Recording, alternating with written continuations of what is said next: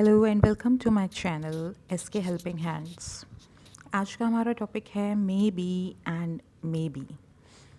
दोनों में डिफरेंस क्या है ये हम जानेंगे।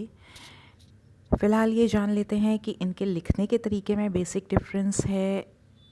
एक में दो शब्द हैं मे और बी, और एक में एक ही शब्द है maybe. Both suggest possibility, दोनों ही शब्द संभावना को अभिव्यक्त करते हैं। They both suggest possibility. Both have same pronunciation, उनका उच्चारण भी एक समान है, परंतु both are different parts of speech. दोनों ही डिफरेंट पार्ट्स ऑफ स्पीच हैं। May be is a verb phrase, verb है। जहाँ पे दो शब्दों का प्रयोग किया गया है वो एक वर्ब है, और क्योंकि दो शब्द हैं इसलिए वह एक वर्ब फ्रेज है। As there are two words, therefore it is a verb phrase.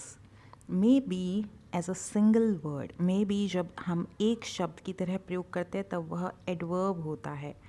Now what is an adverb? Adverb is a word which qualifies a verb or an adjective or an adverb, जिसको हिंदी में हम क्रिया विशेषण कहते हैं। उदाहरण देखते हैं इनके हम। There may be a train at 10 AM. He may be late. यहाँ पे भी हम संभावना बता रहे हैं। आगे देखते हैं। Maybe it will stop raining soon. Maybe I will go for a walk tomorrow morning.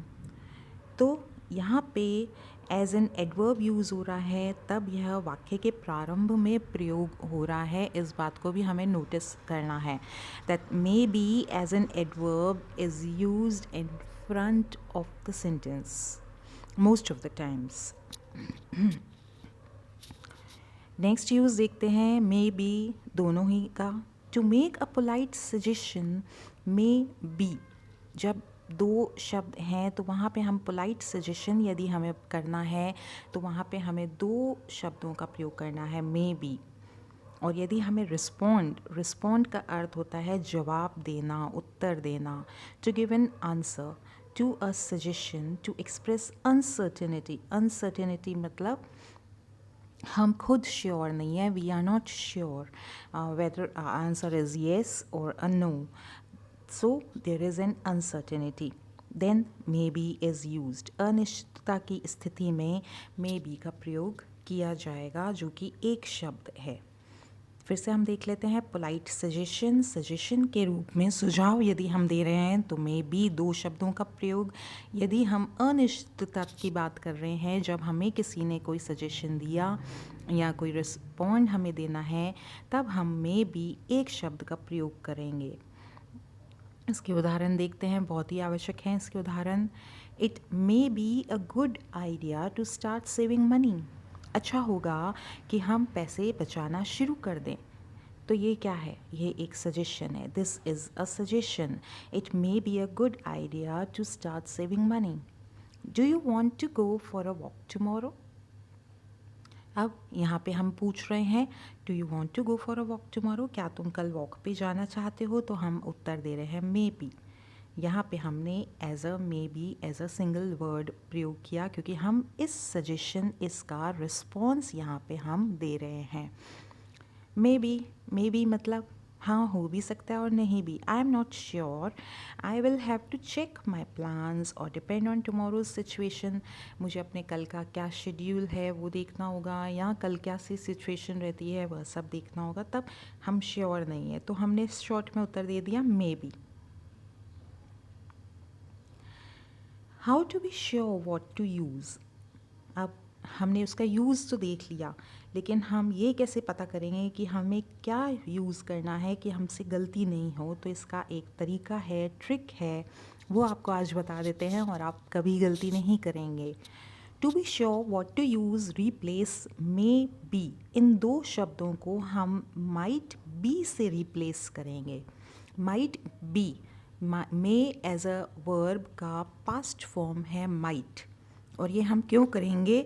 क्योंकि यह जो मे बी है यह टेंस से अफेक्टेड होगा, टाइम से अफेक्टेड होगा, इसीलिए ये अपने फॉर्म्स चेंज करेगा। May be, may have been, might have been, might be. इस तरीके से हम सेंटेंस में उसको रिप्लेस करके चेक कर सकते हैं। To know if may be is correct, अब जब हम सिंगल वर्ड की बात करते हैं तो हम उसको रिप्लेस करेंगे परहैप्स से।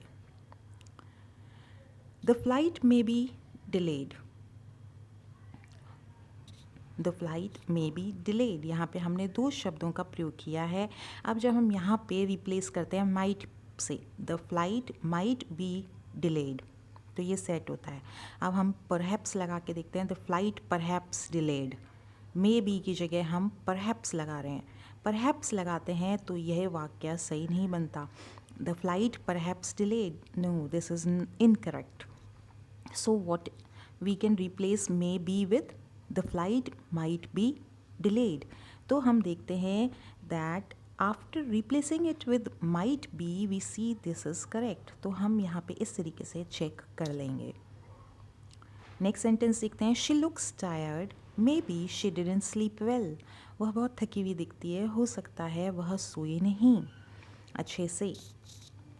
तो यहाँ पे हम परहैप्स और माइट बी दोनों से ही चेंज करके देखते हैं। She looks tired might be she didn't sleep well, might be she didn't sleep well.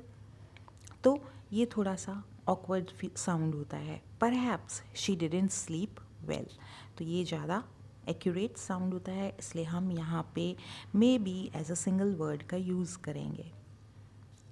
May be the flight is delayed, maybe the flight is delayed. देखिए same sentence है, इसको और इसको हम जोड़ के देखते हैं। The flight may be delayed, बीच में आया ये वाक्य के। Maybe as an adverb जब हम इसको यूज़ कर रहे हैं तो वाक्य के शुरू में चला गया, may be the flight is delayed. After replacing maybe with perhaps, the sentence sounds correct, so maybe is correct. यहाँ पे maybe को हम जब perhaps से कर रहे हैं replace तो वह उत्तर आता है, तो वह सही है।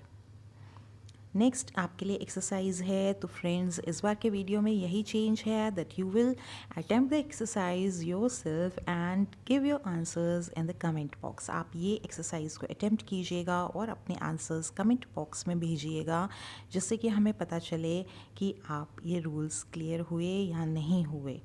And do appreciate the video and share it if you like it.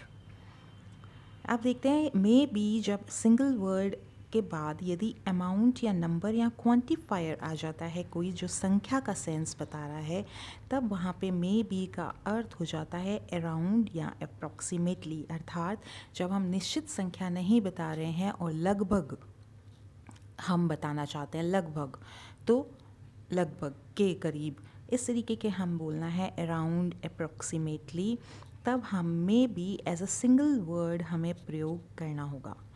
This video will be seen by maybe 1,000 people,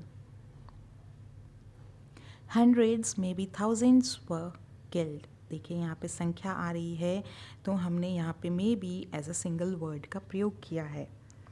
there were maybe 15 people there, 15 number आ गया, तो यहाँ पे maybe as a single word हमने use किया है। तो ये भी हमें ध्यान में रखना है कि यदि नंबर, क्वांटिफायर कुछ आ जाता है तो उसके पहले सिंगल वर्ड मे बी का यूज़ किया जाएगा। So friends, do attempt the exercise and send me the answers and do share the video if you have liked it and subscribe the channel. Thank you and good luck for your exams.